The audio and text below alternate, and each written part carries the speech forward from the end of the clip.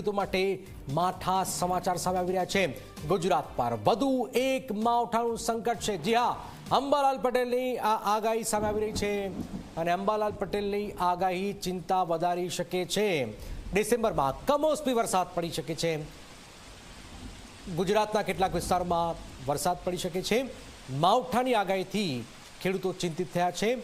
લગ્નની સિઝન પણ આ વરસાદ બગાડશે।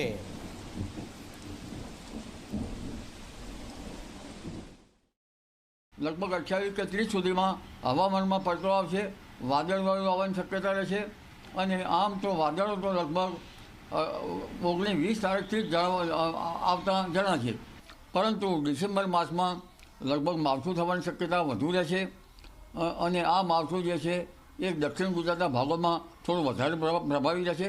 ઉત્તર ગુજરાત અને મધ્ય ગુજરાત તેમજ ગુજરાતના અન્ય ભાગોમાં પણ આ માવઠાની અસર થવાની શક્યતા રહેશે।